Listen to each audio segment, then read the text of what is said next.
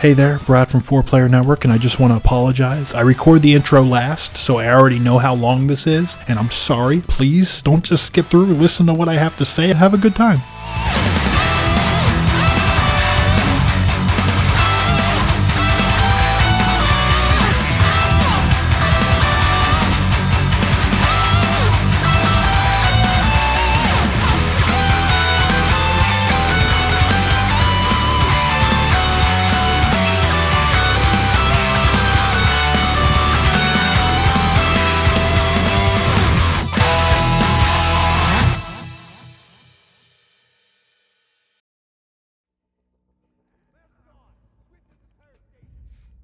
First up on my list at number 10, and I feel like it's pretty brave of me to put it at number 10, is The Last of Us Part 2. Brave because there are going to be idiots out there who are going to immediately turn off this video and be like, fuck this guy. But then there's the other people who are like sad that it's not much higher on my list because it's The Last of Us Part 2. But, I think number 10 is respectable. I liked the first game a lot. It wasn't like my favorite game that year, but actually, I've just been a fan of Naughty Dog games for a very long time. Uncharted 2, I think, is when I really started to fall in love with their combat system. And a lot of people don't like the gunplay in the Uncharted games, but I feel like with 2, they started doing something with the AI where it became real aggressive and it was kind of always moving in on you and flanking you. And at the same time, you always had a lot of tools and moves to kind of get around the environment, climb around, move around. And it offered like this dynamism to combat where you're constantly shifting places with you and the enemy and moving around, and your combat situations were taking different places all over, pretty well-made complex combat spaces. And The Last of Us 2 is it's the best it's ever been. It really is. I liked how scrappy it felt in the first game where you were taking shots but trying to close the distance to get your melee shot in, or you were like, they do like this fast stealth thing where you can kind of sneak up on a guy real quick, take him out, and then break engagement and kind of reapproach the battle from a different scenario. It's the best combat they've ever done. It's The Last of Us combats, amped up to 11, and I just love fighting things in this game, whether they be humans or infected. It's just a really, really great game to play. If I have any knock against it, and maybe why it's not higher on my list, and from a gameplay perspective, it's that there's not a lot of verbs in a Last of Us game. You're either fighting things or you're like scavenging for materials, and that's pretty much it. I wish there was more like puzzle solving or just some sort of like more interesting exploration. There are moments where you kind of like find a little area off to the side and maybe do a little physics puzzle, and those were great, but there was like so few of them. I don't know. I felt like one of my favorite areas in the game is sort of on the bottom of the basement of that hospital, where all of a sudden it kind of turns into a Resident Evil style game in terms of feel, and I think the reason that felt so refreshing is just because of how different how different it felt compared to the rest of the game, which is just the same shit over and over again, where it's like you're fighting things, you're watching cutscenes, or you're scavenging, you're looking for shit, and I don't know. If there was a little more to like mix up that formula, I think I would have enjoyed it a lot more. But I did really enjoy it. I guess the only other thing to talk about is that really controversial story, right? I'm not going to lie. I've been a very big Naughty Dog fan for a long time because I think their writing is exceptional. The actors they get and the way they capture these performances is really great, and I think it's still top of class here. I was with the last game, I felt there was a little like too many like zombie cliches, but I still really preferred the performances. Here I think the story's a little less cliche, but there's something that the game was doing, and we all knew that the game was doing it, and it almost seemed a little corny at first. We're like, oh, it's going to make us play the bad guys, and then it's going to make us like the bad guys. And we all knew that was happening, and then the game started doing it, but god damn it, it didn't matter because they pulled it off, and we did care about all those characters we thought we were going to hate, and I don't know, it just works. I like all these characters, I like the way they tell the story, and I like the way they told the story in this game. Maybe if it was not quite as long and I don't know. I like this game. It's on my top 10 list. It wouldn't be here if I didn't really like it. It plays great. The story's good. I like the characters. Just maybe that last act was getting a little long at the tooth, but whatever. It's great. Last of Us Part 2. Next up on my list at number 9 is the Final Fantasy VII Remake, or at least the Midgar portion of the remake, right? I had a lot of expectations going into this game, and most of those expectations were that this game was probably going to be terrible. I had no faith that modern Square Enix, could make a good Final Fantasy game, much less remake Final Fantasy VII, right? And I think a lot of that came from the fact that, in my opinion, everything they've done with Final Fantasy VII and those characters outside of Final Fantasy is not good. I don't like it at all. I think it's all too grim, dark, and self-serious, and overly cool, right? Everything's cool and serious. But Final Fantasy VII in reality was actually kind of goofy, and Cloud wasn't this silent badass. He was kind of this dork that Avalanche made fun of, and it took a while for him to grow into like a pretty interesting character. And all this to say, like, I thought this was going to be a continuation of all that side shit, and it was going to have a completely different feel than Final Fantasy VII had, which is honestly one of my favorite RPGs. Well, I was very surprised to find out that it does have that tone and that feel of the original Final Fantasy VII, and that was the biggest surprise. It was why this game was my biggest surprise of the year, quite honestly.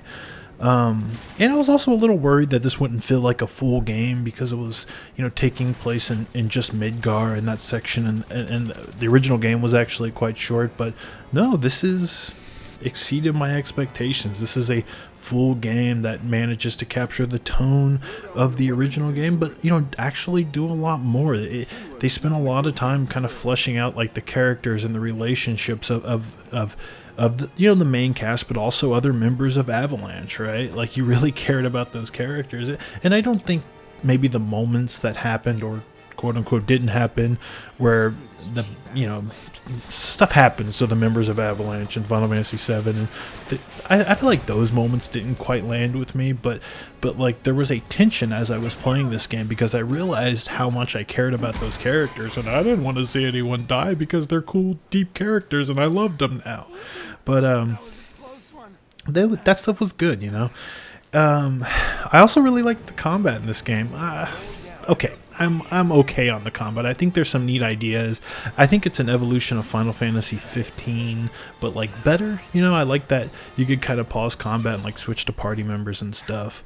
I do wish maybe there was some like AI commands, some light AI scripting you could do to make characters kind of do some stuff on, like, have some sense of self-preservation or whatever. Maybe use a potion on their own, that sort of thing. But I did understand, I guess the game was wanting you just constantly switch, but it just seemed very high maintenance for you had to put in a lot of effort just to get a little output. But ultimately, I think the reason that I was always excited to do combat is because the stuff that I wasn't expecting, as far as gameplay, that I really enjoyed this game was like the materia system. I really liked the materia system in the original, and I think it was very well done and exciting here. I was always excited to get a new materia, and I was excited to see like materia that wasn't actually in the original game, and leveling up those materia and swapping them around and kind of making builds with your characters. Because the other cool system where you're leveling up weapons and customizing your weapons, and you starting to realize how different the weapons are, and you can kind of start making builds with different characters. That sort of depth actually really wasn't that.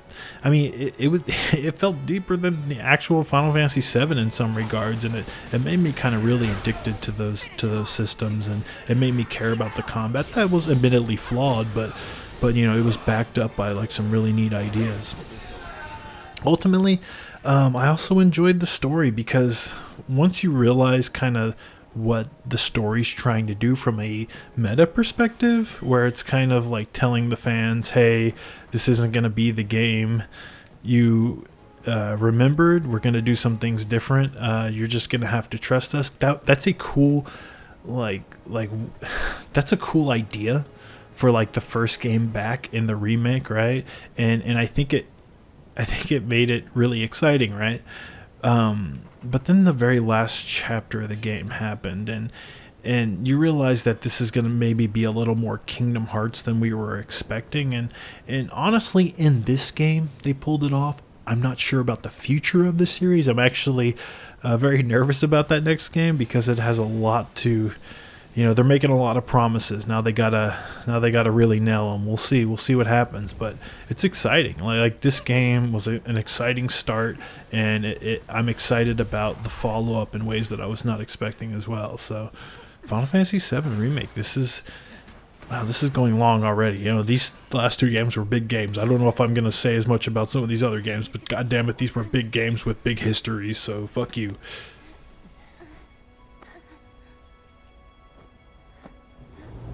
Next up on my list, also a big surprise, is Wasteland 3. This was a surprise because Wasteland 2 was a game I had tried. I was kind of interested in that first because I liked Fallout, and I liked that it was kind of doing XCOM style combat, which is always great. But I felt Wasteland 2 was a little flat, a little dull. I kind of just fell off of it. I lost interest. And if it wasn't for Game Pass, I probably would have never tried Wasteland 3. But I am so glad I did because this game is so fun. And I think it is a much improved sequel over that last game. First up, like the world and setting just seems like it's filled with so much more personality.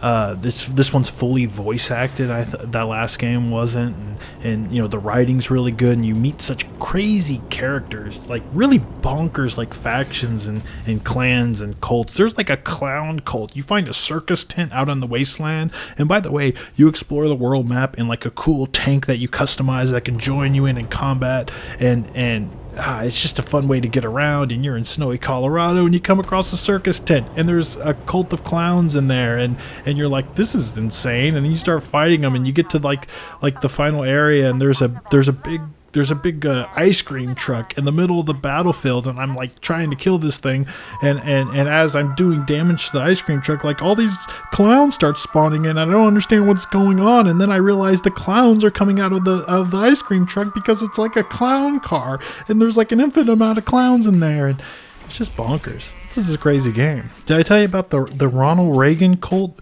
the Gippers, where they're obsessed with Ronald Reagan, and they have his AI, and they uploaded him into like some statue that shoots lasers at communist robots, and I killed all of them, even the Nancys. So they call all the ladies Nancys, but I killed them all. They were bad people. This game is bonkers. It's bonkers, and it's colorful, and it has so much more life to it than I think Wasteland 2 ever did. The combat too. I think the combat is it's it's the XCOM style combat, but it's a lot more like chaotic than an XCOM game, which is all like precision and perfection. Here, there is stuff constantly exploding or on fire, like at all times, and I feel like you're just trying to keep your head above water. But with a good build, you can always come out on top. And let me tell you, I think the reason I like this so much is because the RPG and the systems that back up that combat, like the skill system and the perk system and the loot system, is also good. They do it really well, and it might not at first seem all that different than like the kind of perks and skills you see in like a Bethesda Fallout game, right? But in that game, you're just one dude, and you pick one build, and you stick with it, and you're doing the same shit, sneaking around, using your fucking pistol the whole fucking game, right? But in this game, you have 6 characters, and now you can, like, fully explore the gamut of, like, the perk system and the skill system, and have all these, like, very specific builds, and like, the loot's good. You find, like, really good weapons and stuff, and you just start you just feel like you have so much freedom to approach combat scenarios in, like, your own specific, unique way, and just a good fucking RPG. And let me tell you, one of the other really cool things about this game is like you're doing like side quests and main quests, and you're making tough decisions. Like choice and consequences done so well here, and if you fuck up, you can like destroy entire quest lines. Like I pissed off the robots, and now I can't even do cybernetics, but I really wanted to do cybernetics, but I just had to like deal with my decisions, and man, one of the coolest things about this game is that you're constantly bringing back people to your ranger base, and throughout the game, it's just like filling up with people that you've met, and they're kind of getting into arguments with each other because it's kind of overcrowded, and they're opening shops, and it almost feels like a Suikoden game, right? The way your castle comes to life as you recruit more characters, it kind of feels like that stuff here. It's really good. Honestly, the game's a little glitchy. It's a little ugly at times, but let me tell you, man, that stuff doesn't bother me. It doesn't bother me in a way that it bothered me in like Cyberpunk, and I think it might be a testament to how good of a fucking RPG it is. I really do believe that. I think you really should try Wasteland 3. Yeah, it's good. Slay the Spire. Honestly, I think at this point, one of the best games ever made. It was, I think, number 2 on my list last year, and I still play it to this day. In fact, I played it this morning. I love Slay the Spire. The reason I'm talking about Slay the Spire, because everybody and their fucking mothers were telling me, hey Brad, check out this new game Monster Train. If you like Slay the Spire, you're gonna like Monster Train. It's doing a lot of the same shit. And let me tell you, I was pissed off. I was like, fuck you. This little newcomer in town, choo-choo chugging along. Monster Train thought it could take on the Slay the Spire mantle, and god damn it, maybe it's not as good as Slay the Spire, but it comes pretty fucking close. This game is fun as hell. I love Monster Train, man. Oh, it's kind of like Slay the Spire, but it's not really. It's kind of like this weird, I mean, you got all these angels and stuff. You play as the bad guys, like the demons, right? And you're trying to protect your train, and you got, I guess it's kind of like protect the spire, right? Like they're trying to get up to the top of your train and destroy it, and you're trying to, like, you know, lay out your enemies and like stop them from getting up there. So I guess it's sort of like opposite of Slay the Spire, but I like that you play as the demons in this game, because I think it means they can get really bonkers with the deck designs, and the later decks you unlock in this game get pretty fucking crazy. Like there's this one deck where you play as these monsters, right? And then you summon these things called morsels, and they look like the little I don't know how to describe it. Have you ever seen Spirited Away? Remember those little like soot guys that would, like, you know those little cute little like little soot guys that would, you know what I'm talking about. You've seen Spirited Away. They're like in this game. They're called morsels, and they're so cute. But at the end of a round, the monster eats them and gets stronger, and you're buffing up your enemies by consuming these little morsel dudes, and that's pretty cool. And then there's this other deck called the Melting Remnant, where you're like candle people, and they're really strong, except they're made of candle, and then they burn out. So you have to like manage, like, oh god, don't let them all melt away before I kill the enemy. It's such a creative style of deck design, and I think that's one of the biggest strengths of Monster Train. Also, there's just so much to unlock. You know, they kind of take the ascension system of Slay the Spire, where the game gets harder in like pretty interesting and creative ways. But the more you play, you're constantly unlocking stuff, and it's always fun to kind of mix and match the decks in different ways, because, you know, unlike Slay the Spire, you know, it kind of does the Magic the Gathering thing where, you know, you're typically playing as 2 different colors, right? And kind of those combinations therein. But I guess one of the other really cool things about Monster Train is like the scaling can get so crazy, right? Like a lot of, I think, card games and deck builders, they're pretty like even and balanced throughout. But like in Monster Train, you can spend all this time like making this crazy ass powerful monster. Your entire deck can just be like trash, right? But you've spent so much into like making this one creature card so powerful, right? And then all of a sudden you get an event that lets you make 5 of them. Just 5 of them. Now you have 6 different like creatures, and it's like insane, right? Like I've never seen a roguelike or deck builder or anything like scale so crazy, and the stuff you're fighting at the beginning is like, you know, might just have, you know, like a dozen hit points, and by the time you get to the final boss, they got like fucking 10,000 hit points, and it's crazy the way it scales up, and it's just a lot of fun, because you always know that if a run doesn't feel as good, if you feel underpowered, that it could just be like 1 or 2 events away from going completely bonkers. And I really like that about Monster Train. The only thing is, I'm waiting. I want to play more and more hours, dozens of hours, hundreds of hours of this, but I'm waiting for the Switch version. It's got to come to Switch. Why is it not on Switch yet? It's really good. I want it to come to Switch so I can play so much more. But yeah, Monster Train, you should probably play it. I think this is on Game Pass too. It's good.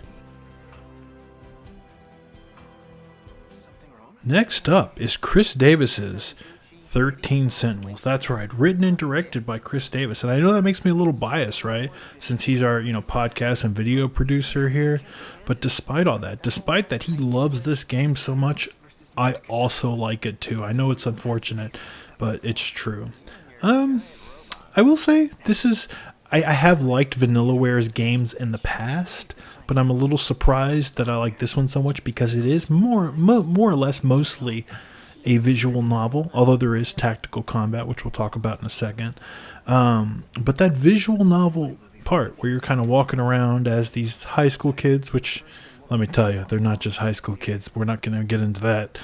This is a really well-written, well-localized, well-acted story. It is so easy to get absorbed into this story because, it's just really good. This story, it's bonkers, man. It's crazy.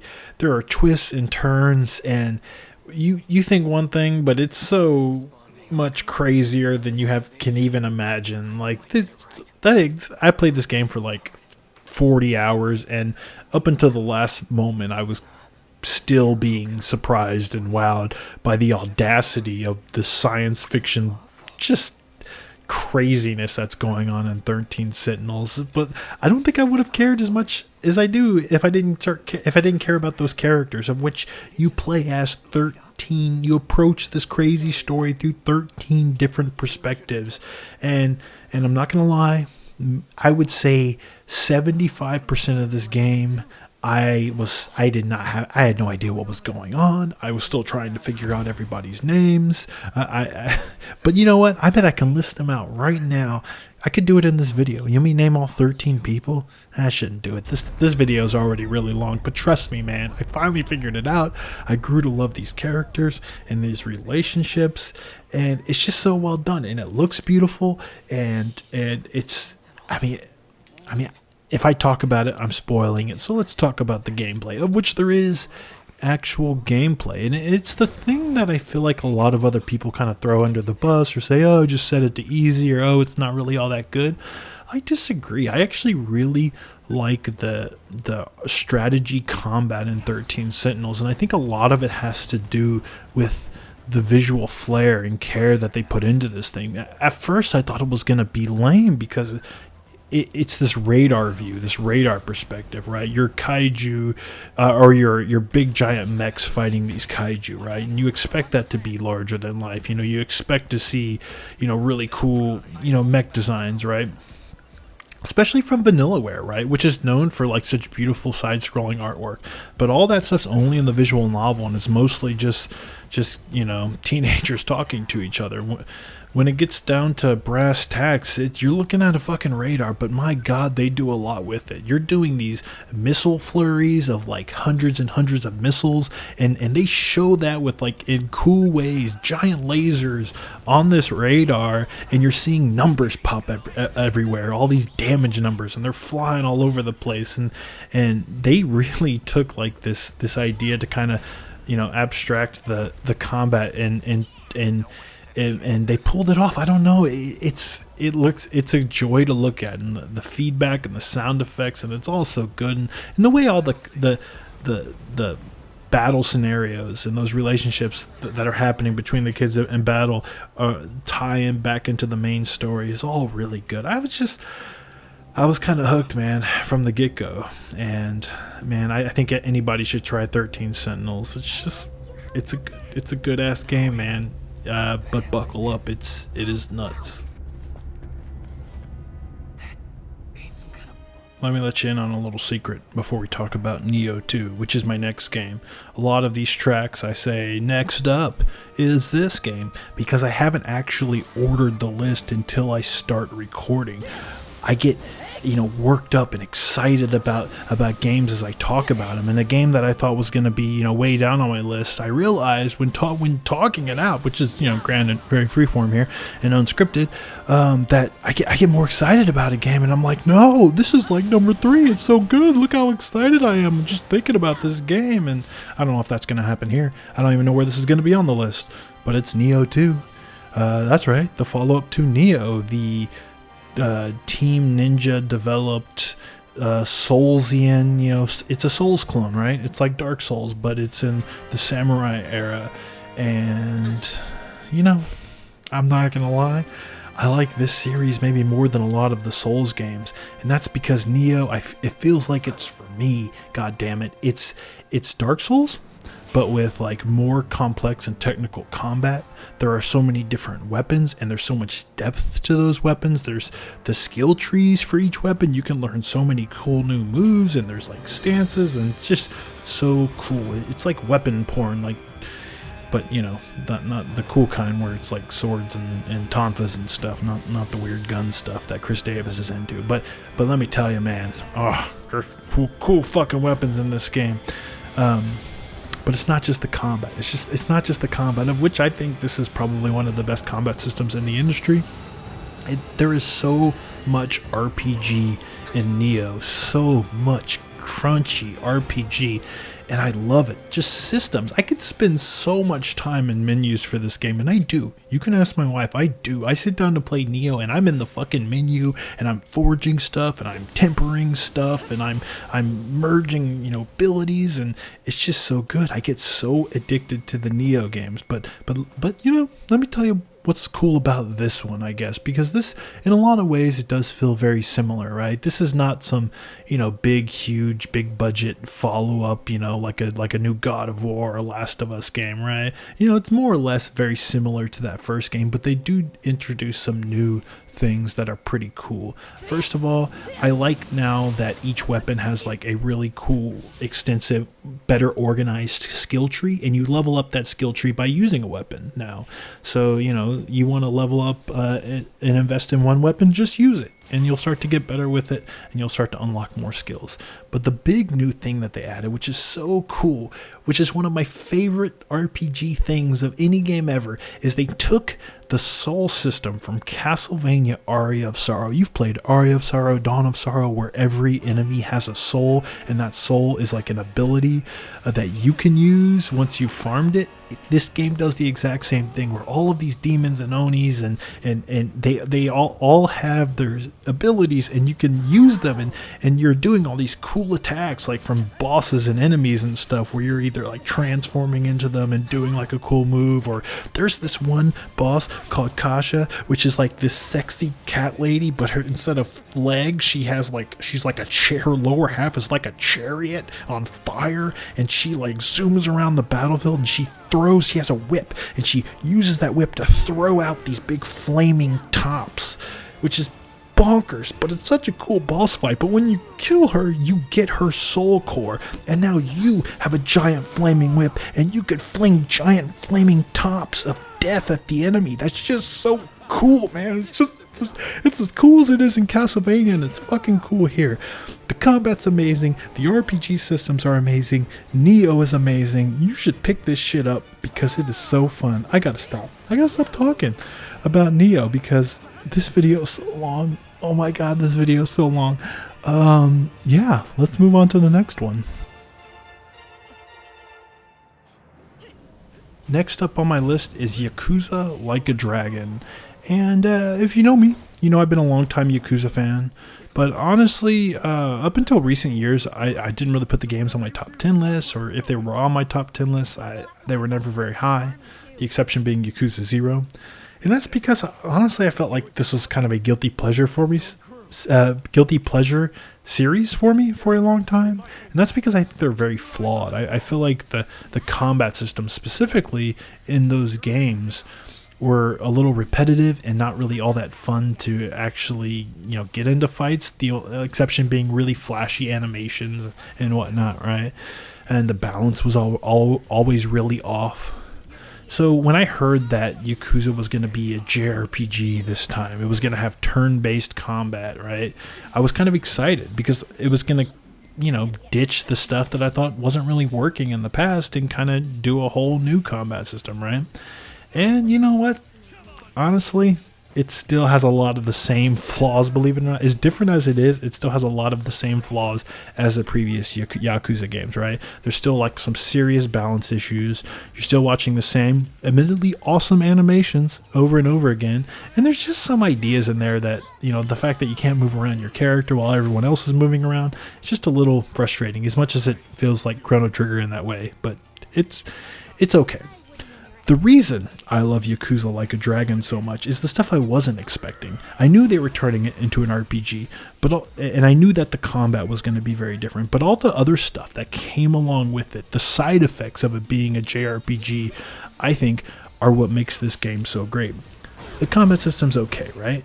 But the fact that there's a job class system now, right? The fact that you're a group of people, of 4 different people, instead of just one person, going into combat, and you go to the unemployment office and you turn one person into a chef and one person into a fortune teller and one person into an idol.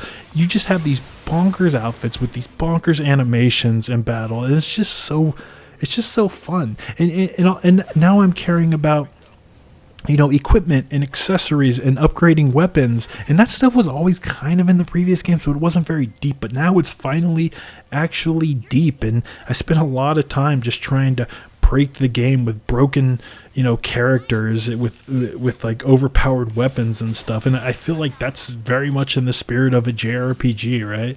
The fact that like you get like summons and stuff by doing side quests, right?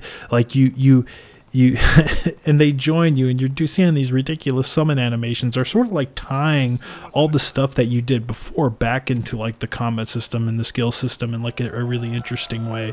But especially like the part I mentioned where you have a party of people. You're no longer just one dude roaming around the city, but you're a group of people who are interacting with each other, having conversations, right? Now when you go eat a meal, you're increasing the bond level between you and your teammates, and then you're going back to your bar to do your quote-unquote loyalty missions, right? You're having long bar conversations between you and your party members, and those are leading to like side quests, and it was such a great like these things that are in it because it's an RPG. As like it just so happens that you have this stuff that actually makes you care more about these characters, and it's so great, and the characters are so great, and Ichiban is a wonderful main character. I think I like him more than Kiryu, right? He's getting into the antics of the side quests, right? He's not just playing the straight man observing, right? He empathizes, and he really cares about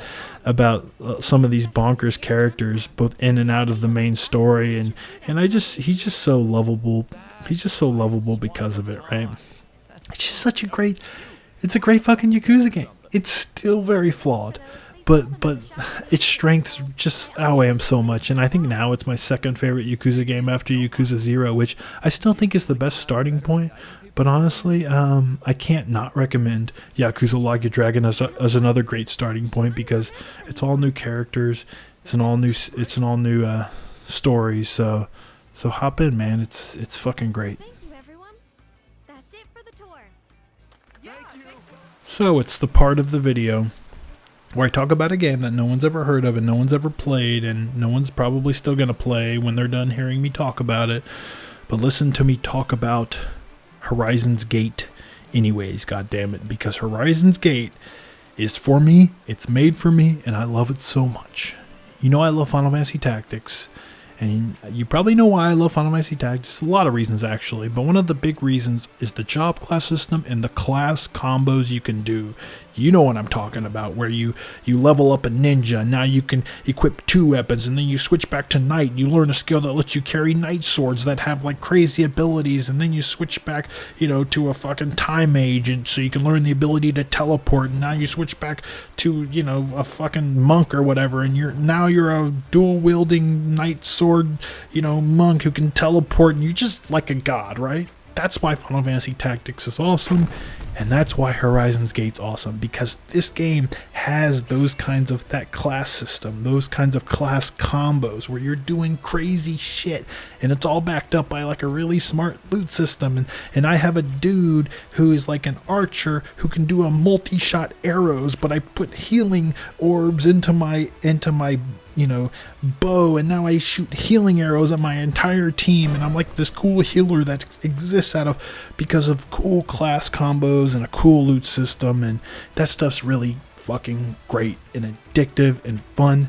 and the combat is challenging. The combat is like, it's a little Divinity Original Sin-esque, where you're constantly, the environment and stuff is really reactive, and you're like setting stuff on fire and causing explosions, but then you have all these abilities that manipulate your position or manipulate the enemy's position, right, in like smart ways, so you're doing all kinds of cool shit with that, and you're dealing in low numbers, which I really like. You're not dealing with these like really inflated numbers, but because of that, it makes new skills feel really powerful, and it's just a really good it's just a really good strategy RPG in all the same ways that Final Fantasy Tactics is. But it's not just that. It's not just that game. That's actually the game that this developer has been making over the years. But this one, they took those ideas, that great combat system, the great skill system and job class system, and put it in a game, this open world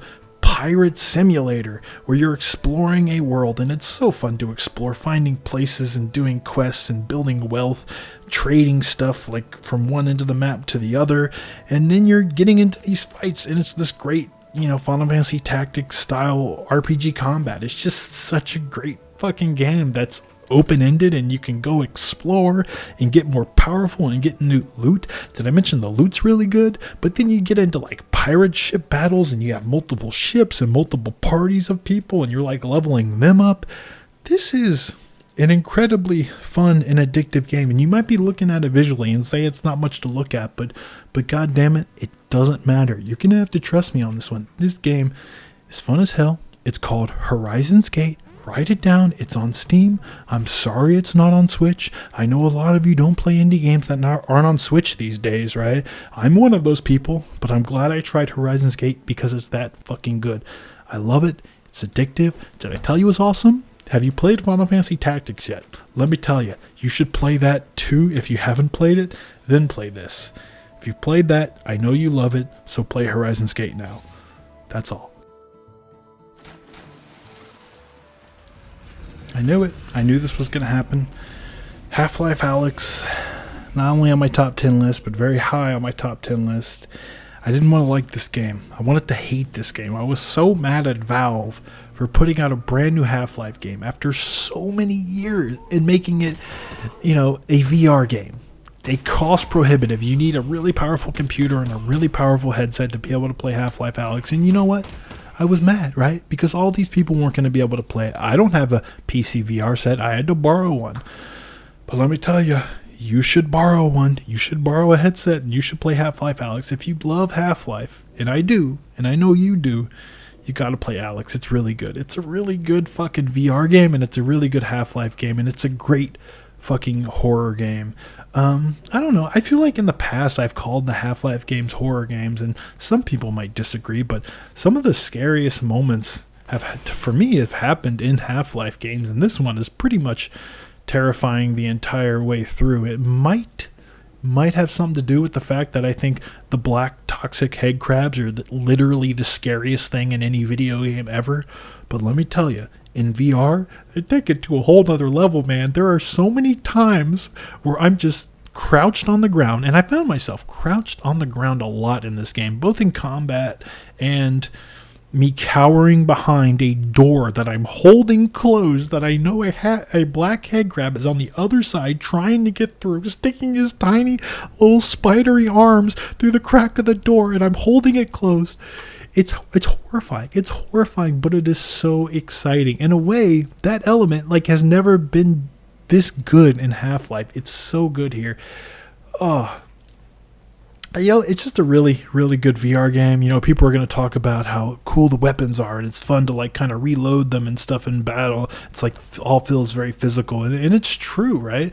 Because you're fumbling around, right? You're fumbling around because there's like you have to like open the weapon and unload the weapon and get the ammo off your back and put it in the weapon and close the weapon and reload the weapon and cock the weapon and then shoot, right? But doing that in like a tense like horror scenario as head crabs are in the room and stuff is like so fucking exciting and smart, and I know what they were doing and they pulled it off. It was really great. Really great.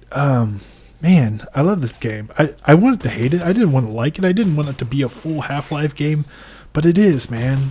I can't tell you enough how much I was crouching down behind doors out of fear in this game. It's probably one of the best horror games I've ever played, to be quite honest. It's definitely probably the best VR game I've played.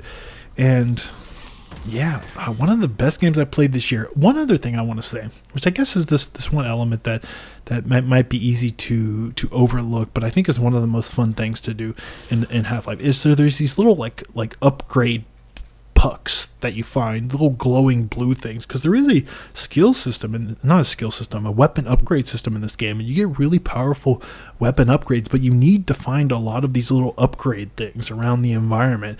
But finding them is so fun because they hide them in all these like places. Like at first, you're like, oh, I'm just gonna look in drawers and look in trash cans and see if I can find them. But then you find, in all the corners of the room and spaces in the rafters, they're just kind of like hiding in places, and it's really fun to kind of hunt them down because your weapons are gonna get more powerful, and it's just a really satisfying loop. So you never know if you're gonna look up in the dark corner of a room and see a head crab or see a little glowy upgrade thing. It's really good. I love Half-Life Alyx. And then there's the story, it deals with that end of episode 2 that Half-Life 2 episode 2 that we've all been wondering about. So if you care about Half-Life story, you should probably play this. And man, I just miss this environment, this atmosphere, and this world. It's great to be back, Half-Life. Just, God damn it, I wish you weren't so expensive. Number 1, you know what it is. It's fucking Hades because it's your number 1 too, right? It's everyone's number 1. When I was falling in love with this game, but before I started playing this game, I didn't think I was gonna love it as much as I did, because honestly I thought it was kind of like a easy way out for Supergiant, right? Which has made these kind of like crazy games in the past, and this one seems safe to kind of make a roguelike that's just kind of like Bastion or whatever, right?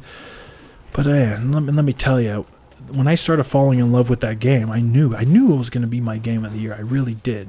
What I didn't expect is that it was going to be everybody else's game of the year. And that shouldn't piss me off, and it pisses me off a little bit because of course it's everybody's game of the year. I do these videos and I get excited about maybe talking about some of the things that other people didn't talk about, or maybe just being more passionate and excited about a game than someone else. But everyone got it right. Everyone got it right this year. They love Hades. It's their favorite game, and they love it for all the same reasons I do. It is what it is. I don't even need to talk about Hades right now because you've played it. We've all played it, and it's our favorite because it's so good. It's so good. The combat's amazing. The weapons are amazing. The weapon aspects, the runs with all the different boons and the builds you can make are amazing. Everything feels so well designed and balanced. It's one of the best feeling games of the year. It's one of the most beautiful games of the year. It's got this story that evolves from run to run, and these characters that you love so much, and even if you die, you don't care because you're going back to your home and you're talking to all these characters, and all these relationships are evolving, and all these stories are evolving, and you're just excited to get back in because now you got more shit to upgrade your weapon and your weapons and your characters, and maybe you've beaten the game. Maybe you're now fucking with the Pact of Pain, which by the way is also fucking brilliant, right? They took the Slay the Spire Ascension idea or whatever, and then they made it, they gave you the freedom to kind of fuck with it and tinker with it on your own. And God damn it, it's a brilliant game. The music's amazing. It's a Supergiant game. Of course the music's amazing. The fucking Lament of Orpheus, man. I get teary-eyed just thinking about how good that shit is. It's Hades. Every other game on this list I've talked about for 5 minutes. I don't feel like I need to do that with Hades because I feel like it's the same shit you've been hearing from everywhere. It's incredible. It's my most played game of the year. It's like one of my new favorite games ever. I would cut off a pinky if I could have, a new god or a new area or a new boss to fight. Please do DLC. They said they weren't going to do DLC, but please do DLC. I know the game is done, but maybe it doesn't have to be done. Can I get a Hades too? I love Hades. My God. I'm even thinking about watching that there's like a Greek mythology like anime on American anime or whatever on Netflix. Is that any good? We're talking about Netflix now. Has anybody seen that? Can anyone, what's it called? Blood of Zeus? Can anyone recommend that? I love Greek mythology so much because of fucking Hades, I guess. I don't know. I mean, there's not much more to say. It's the game of the year. Of course it is. Me and fucking IGN and everybody else agrees, right? So, yeah, that's it. I like video games. I don't know what to tell you. This is the best one. I'm done. Now for a chat with Cerberus. Well, that's it. I'm through. These are my 10 games of the year. An entire year of games were built to this fucking moment, apparently. But that's not all. I have another top 10 video. It's my jimmies, my hidden gems of the year. I don't know if you're seeing it before this video or after, but you should watch it just the same. I did this a couple years ago. Unless people watch that second video, don't do that. It's just as good. You'll learn about games you probably never heard of. So let's watch that video, goddammit. Have a good day.